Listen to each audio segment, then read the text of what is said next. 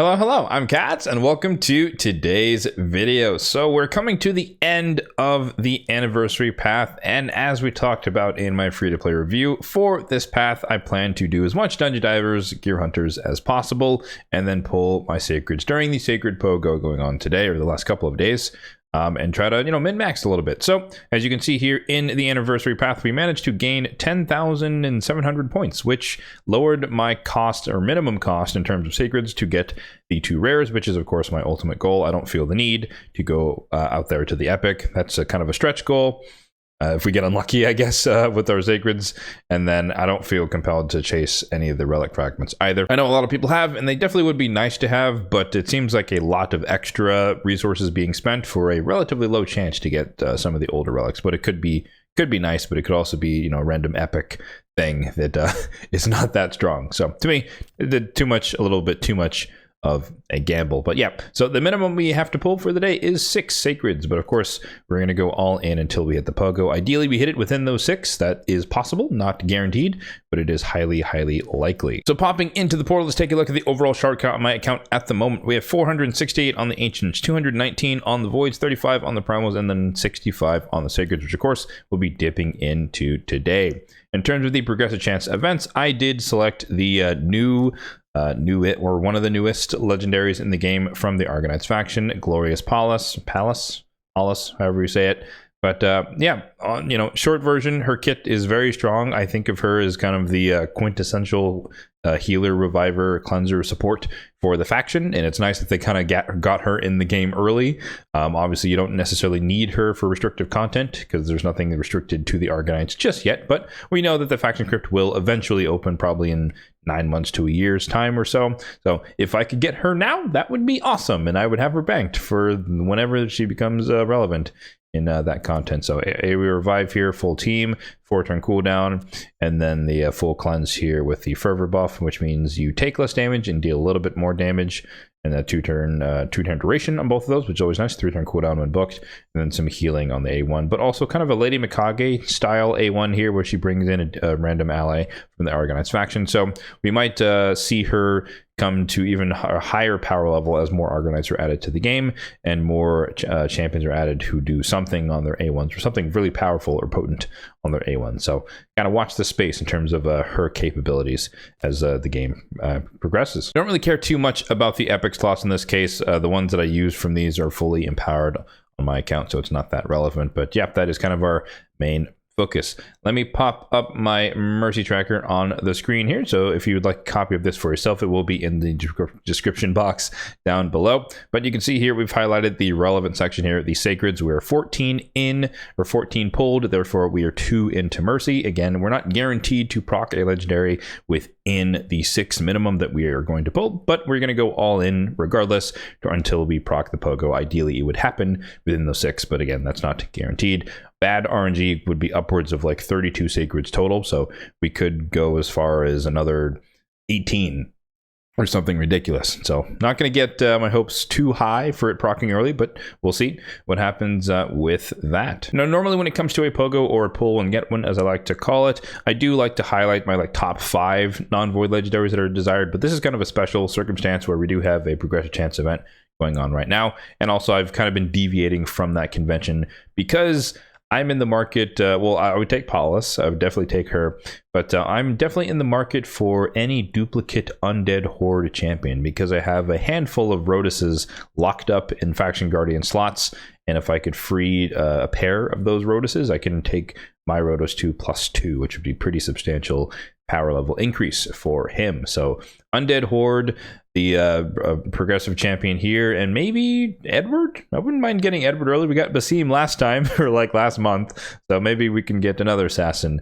from this. We'll see. But obviously if Edward is like a Titan event or something else kind of guaranteed in the future, that probably isn't the most valuable champion in the short term, but you never know. We'll see. But all right, so enough rambling here. Let's get into the action. We've got just enough space. We've got tons of cash, and hopefully we've got some pretty, let's go for some good luck here. We're going to get 2 legendaries. Hopefully we can get 2 out of the 3 things that I mentioned would be the most desirable in this current moment. So let's dive right in. 6 Sacreds is the minimum, and we just want to see gold as soon as possible. Bone Keeper, not that exciting. I've heard she hits relatively hard for like Curse City stages. I've not personally invested in her, so you'll have to try her out yourself if you are curious. Epic number 2, Wiranon the Silken, a decent support for Sylvan Watchers. If you don't have Elva, she's okay, but I think she's objectively speaking worse as a reviver healer than Tree Shield Knot, who's a void rare, and that kind of tells you everything you need to know. But if you're lacking him for some reason and you do have copies of her, she can kind of help your team with the turn meter fill, increase speed, decrease stack on the A1, and then the single target revive. But again, I do think Tree Shield Knot is a little bit better because he heals and he revives 2 allies instead of 1. Epic number 3, Lodric Falconheart, old school champion, relatively speaking, but he is one of the few champions in the game who does have a shield duration that matches the cooldown, kind of like a Metal Shaper, like kind of like a miscreated monster, Lonatheral as well. But if you're struggling for the Scarab King, this is kind of one of the types of champions who can really make that team, or those types of teams, work, assuming you have turn meter suppression alongside of it, decrease attack on the A1, so you can take a little bit less damage. But that is definitely his one and only niche, unfortunately, for him. Sacred number 4, another epic, and Tarshan. This is a champion that I've always wanted to use, but I've never ever had a reason to do so, unfortunately. But he does have turn meter fill and increased defense. He is one of the rare champions in the game who has that tandem ability. But he just doesn't really do anything that good. AoE weaken here is kind of okay, but meh. And then a single target provoke chance on the A1. Underwhelming champion, unfortunately. Sacred number 5. Are we going to hit it? No, another epic. And we have Vala. So Vala is another one of those relatively underwhelming epics, just because if in the Barbarians factions, War Maiden is kind of better in terms of a debuffer. She has a chance to place AoE decreased defense, but it's not 100%. I think it's like 50 when you book it. So 50-50 on a single target AoE attack, or a single hit AoE attack, which is just kind of meh for an epic. It should be a lot better. Like, she should be better than War Maiden. You know, there's Armina as well in the faction, so she's definitely kind of underwhelming. But nonetheless, I did actually build her on my account because of a Curse City stage, where having some decreased defense, or half 50% chance of decreased defense, is better than no decreased defense in terms of dealing damage. So she can serve for those niche areas, but she is objectively a relatively underwhelming champion. So let's keep it going here. This is the minimum we wanted to pull, and we got another epic. So we are going above and beyond the minimum of the 6 sacreds, and we got Lady Boobybell here, who's of course infamous for her passive that allows her to solo Baumel. Once you just get her there, she can heal whenever the Dread Bombs die the minions, and then she can just kind of slow her roll A1 War Master procs and slowly but surely kill the boss. She also heals herself a little bit there, regen immortal type of stuff. So okay, we're going all in. We're going excess here. So 7 sacreds in. Hopefully we can get it sooner rather than later. No, another epic. Okay, hey, you know, it's about time that we got some bad luck on the account. So it is only fair. Taragi the Frog, of course, he's the champion we selected, so it took us 7 sacreds to get him, even though the chance is maxed out there. But yeah, super solid, like early to mid game champion who can also kind of scale into the end game as well, or at least the late game. But I always recommend people who are relatively early in the game, if you can get your hands on 2 ally protection champions on a 3-turn cooldown, AoE ally protection, and you kind of nest them, that means they're overlapping, not directly overlapping, they're staggered, I guess I should say, relative to each other. That's the best way to get started with Demon Lord Clan Boss, just the way that interacts with ally protection. You take a lot less damage than you should, and then he has a passive that just places poison whenever hit. So he's a good poisoner, so he's a solid DPS for Demon Lord, but also your half of your tandem for ally protection, so super strong. But as you get in more to the end game, late game stuff, you can kind of change to him being a like niche content or restrictive content AoE provoke champion. It's a 50% chance base, but if you have debuffs out there, and it counts for each debuff on each enemy, so if you have 1 debuff on 5 enemies, that increases it by 25%. So 2 debuffs across the board, 100% chance to provoke, so he can be a CC champion. Decrease attack on the A1 as well. Sacred number 8. How far Do we have to go? Okay, 8 is not enough. All right, we're gonna keep it going. Sorting Thug is a horrendous epic. Not much to say about him. 9 Sacreds and oof, no, we still haven't hit it. Gorgrab, the early game arbiter, if you happen to get him. Speed in arena battles, aura, turn meter fill here with increased attack. It's only 50%, but it's better than nothing, if assuming you don't have arbiter yet. But obviously, arbiter kind of blows him out of the water. Faction wars, he is kind of the most accessible reviver / healer with this ability. Then he can remove buffs on the A1. So super strong, can definitely help you get going if you don't have a Siffy or someone. I guess kind of Siffy is kind of the only other upgrade, which is kind of unfortunate to say. All right, Sacred number 10. There's no reason to not go all in here. There we go. We got it. And it is Green Warden Ruark, which is not that exciting. Second chance for something good, and we did not get something good. We've got Candrafon. Unfortunate. One of my least favorite champions in the game. Not going to get on my diatribe about Candy, but he's was the bane of my existence in the mid game with his annoying passive and then swift parry everywhere. He could just one-shot your team by hiding under the veil like the super Chad that he is. But yeah, annoying. But yeah, he's a decent nuker, but definitely not arena meta. I already have a copy of him, so that is, I guess, the Faction Guardian. We'll take a look at that later. I don't think I have Green Warden Ruark, so that's probably a new pickup on my account. But his one claim to fame is that he's one of the champions who can be not necessarily solo. I guess he could solo once you get to the dragon, but he could just transfer debuffs from himself back to a target, so i.e. the boss, so he can throw all the poisons back on the dragon. So you just literally get him to the boss and through seer teams or poison explosion, and you just have him in regen and stuff, and he just A1s and throws the poisons back, and then the boss dies. So that's kind of his claim to fame, but he does have a taunt.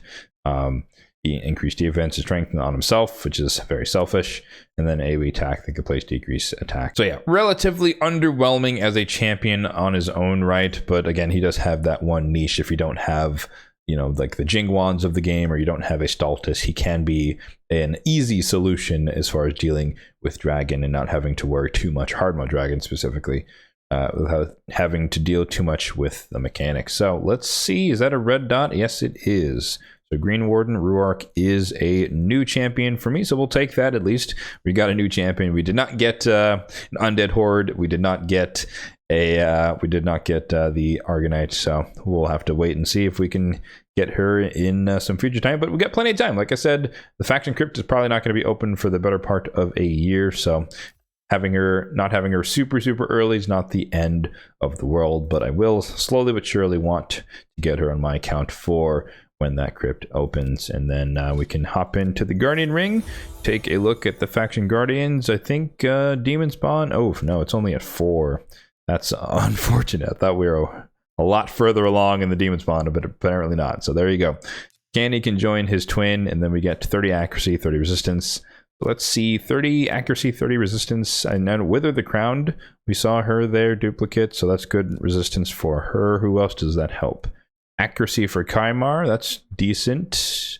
Accuracy for Lord Shazar, okay. Accuracy for Lamasu, that's helpful. She doesn't really need it. She's built with enough for wherever I use her.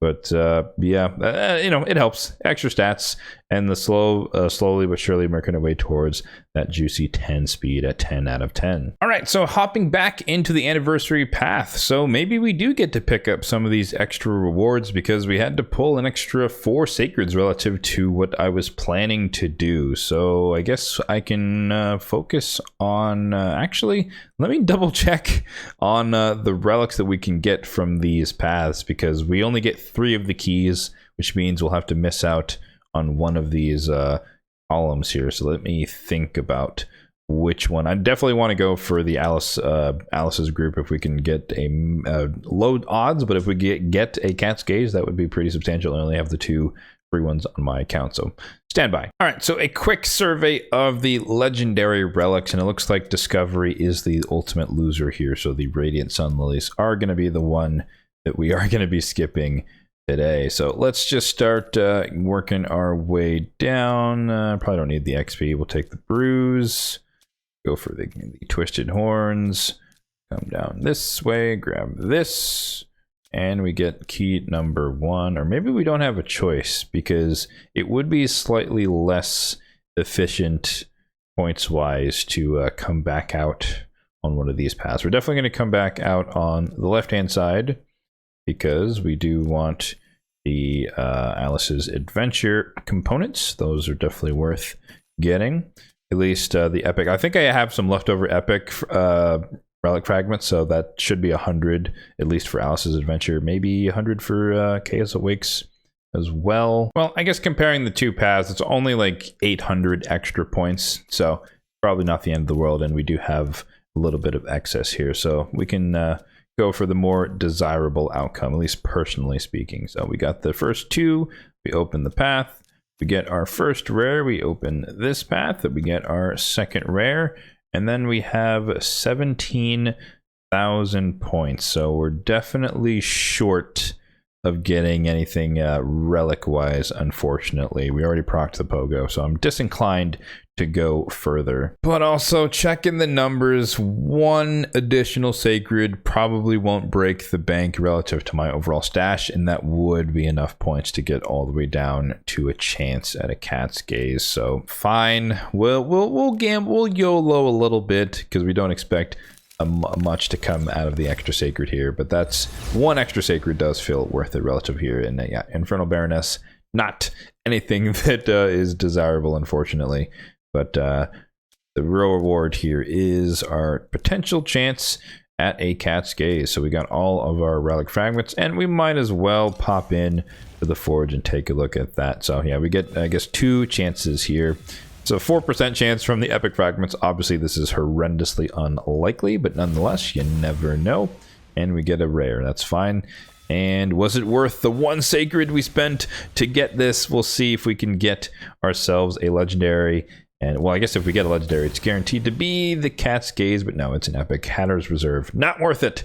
And this is partially why, like I was saying, you know, you never know until you actually go for it. But just in my mind, going for relics, it's a chance, it's not a guarantee. So I'm not that excited about a Hatter's Reserve there, unfortunately. But it could have been a Cat's Gaze, but yeah, that's why I don't really have faith in going for the mythical ones and whatnot and spending even more Sacreds. It could be a legendary, but it could be another aspect of Seroth, could be another wand, which are helpful but not super helpful compared to the Cast Gaze, and then we'd have to go even further in terms of the path and kind of going well beyond what is actually required there. Yeah, I mean, 40,000 points is a bit extreme in terms of proximity there. We also could have gone for the epic as well, I guess. Well, no, we couldn't have. We needed another key. Never mind, I digress. But yeah, anyways, that is going to do it for today's summoning session. Once again, I believe we got the duplicate Kandrafon, yep, and the new Green Warden Ruark, who will sit in the vault. Unfortunately, not going to be useful on my account. My Dragon team Poison Explosion is pretty well set. Actually, if you do want to check out my team featuring Narma, I did a showcase for Narma the Return after her buff, and you can check that out in the card up above if that is of your interest. Most fun I've had definitely in recent months building out a team for one of the core dungeons. But yeah, let me know in the comment section down below what you got from your summons across the entirety of the weekend. I know a lot of people probably pulled a lot more shards overall than myself, so let me know if you got anything good from either of the POGO events, or if you pulled some other shards, let me know what you got from those as well. As always, if you did enjoy this video, then be sure to hit that like button down below. It really does help out the channel, and feel free to hit the subscribe button down below as well if you're enjoying the content overall on this channel for more content just like this one in the future. Thanks for watching, and have a good one.